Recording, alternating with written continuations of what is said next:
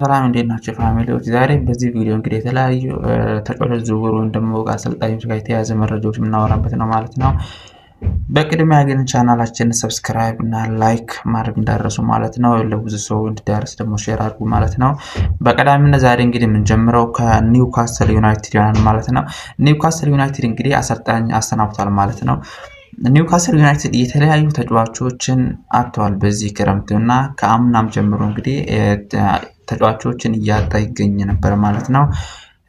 ኒውካስል ዩናይትድ አሰልጣኙ እንግዲህ ካሰናበተ በኋላ እንግዲህ የአል አህሊውን እንግዲህ የአረብ የሳውዲ ፕሮ ሊግን የሚያሰለጥን የነበሩት እንግዲህ ማቲያስን እንግዲህ ቀጥሯል ማለት ነው።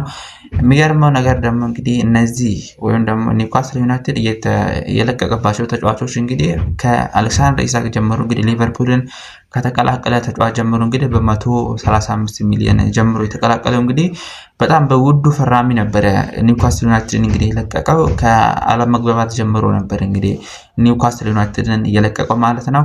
ከዛ በኋላ ደግሞ አሁን የለቀቀበት እንግዲህ ኤሊየት አንደርሰን እንግዲህ ወደ ኖቲንግሃም ፎረስት ሄደው ኖቲንግሃም ፎረስት ደግሞ ወደ ማንቸስተር ሲቲ ተዘዋውሯል ማለት ነው።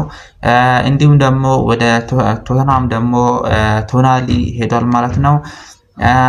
እንዲሁም ደግሞ አሁን ደግሞ ብሩኖ ጉማሬሽን እንግዲህ ወደ አርሰናል ሄዷል ማለት ነው።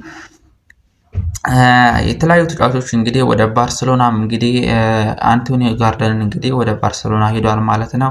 የሚገርመው ነገር እነኚህ በጣም ክለቡን ይዞት የነበሩ በጣም በጥሩ ብቃት ላይ የሚገኙ የነበሩ ተጫዋቾች ናቸው እንግዲህ የለቀቁበት። ለዚህም እንግዲህ ማሳየው እንግዲህ አሰልጣኙ እንግዲህ ኤዲ ሃውዲ እንግዲህ ይህንን ክለብ ከለቀቁ ጀምሮ እንግዲህ አሁን ገና እንደ አዲስ ቡድኑ መገንባት እንዳለበት የተነገረ ይገኛል። ለዚህም ነው እንግዲህ ገና በቅድመ ጨዋታ ላይ እንግዲህ የወዳጅነት ጨዋታ ላይ እንግዲህ 4-0 የተሸነፉት ማለት ነው። ከዛ በኋላ ነው እንግዲህ 4-0 ከተሸነፉ በኋላ እንግዲህ አሰልጣኙ እንግዲህ በራሳቸው ፍቃድ እንግዲህ ስራዎቻቸውን እንደለቀቁ ታውቋል ማለት ነው። ለዚህም እንግዲህ ገና ኒውካስል ዩናይትድ እንግዲህ አዲስ አሰልጣኝ ቀጥሮ እንግዲህ ገና አዲስ ተጫዋቾችን ወይም ደግሞ ተጫዋቾች ላይ እንግዲህ መገንባት ላይ መሆናቸው እንግዲህ የተነገረ ይገኛል ማለት ነው። ብዙ ተጫዋቾች እንግዲህ ከኒውካስል ዩናይትድ እየወጣ ይገኛል ማለት ነው። በ75 ሚሊዮን እንግዲህ ብሩኖ ጉማሬሽን ወደ አርሰናል እንግዲህ በመጨረሻም እንግዲህ ወደ አርሰናል እንደተቀላቀለ እናስታውሳለን ማለት ነው። አርሰናል ይህን ተጫዋች እንግዲህ በ75 ሚሊዮን ዩሮ ነበር ማስፈረም የሚቻለው ማለት ነው።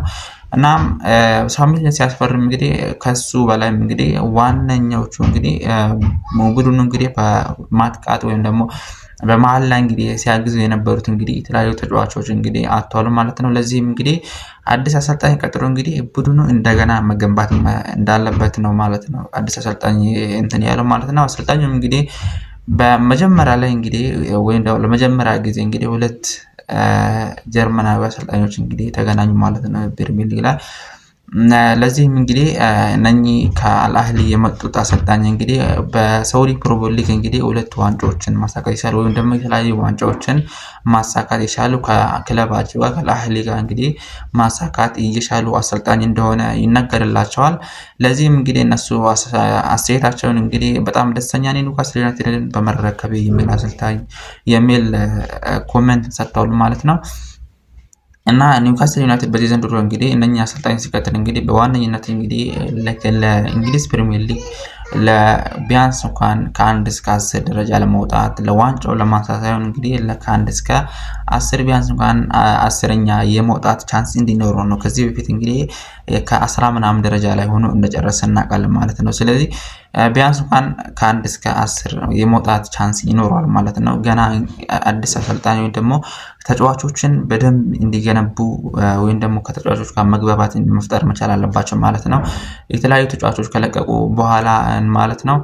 በሁለተኛ የምንመለከተው እንግዲህ ሪያል ማድሪድ ይሆናል ማለት ነው። ሪያል ማድሪድ ከአርቢ ያንድ ያመንዴን እንግዲህ ለማስፈረም እንደተስማሙ እንግዲህ ተዘግቧል ማለት ነው። እነኚህ እንግዲህ ሪያል ማድሪድ በዚህ ውድድር ዘመን እንግዲህ ቪኒሲየስ ጁኒየርን እንግዲህ ለማቆየት የተሻለ ኮንትራት እንዳቀረቡ እየተነገረ ይገኛል ማለት ነው። ይህን ተጫዋች እንግዲህ ብራዚላዊ ተጫዋች ለማቆየት በጣም ጥረት እያደረገ ይገኛል። በሌላ በኩል ደግሞ አርሰናልም እንግዲህ ይህን ተጫዋች አርቴታ የዚህን ተጫዋች ፈላጊ እንደሆነ መጥቷል ማለት ነው። በሪያል ቤቲስ እንግዲህ 3-1 ተሸንፏል ማለት ነው አርሰናል። ለዚህም እንግዲህ ቪኒሲየስ ጁኒየርን በደንብ እየፈልገው ነበር ማለት ነው አርቴታ።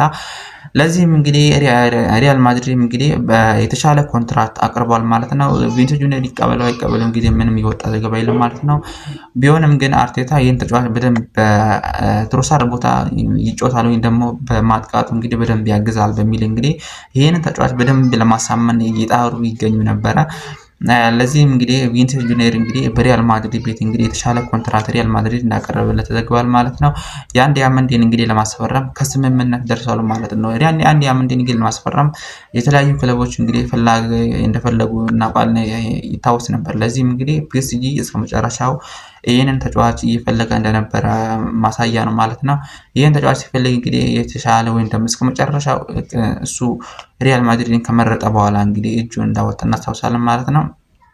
የዚህን ተጫዋች እንግዲህ ሪያል ማድሪድ እንግዲህ ተቀላቅሏል ማለት ነው። ቪኒሲየስ ጁኒየር ካጡት እንግዲህ በዛ ቦታ የሚያጫውቱ ደግሞ በቀና 19 ዓመቱ ስለሆነ እንግዲህ ፈጣን አጥቂ እንደሚሆንላቸው ይጠበቃል ማለት ነው።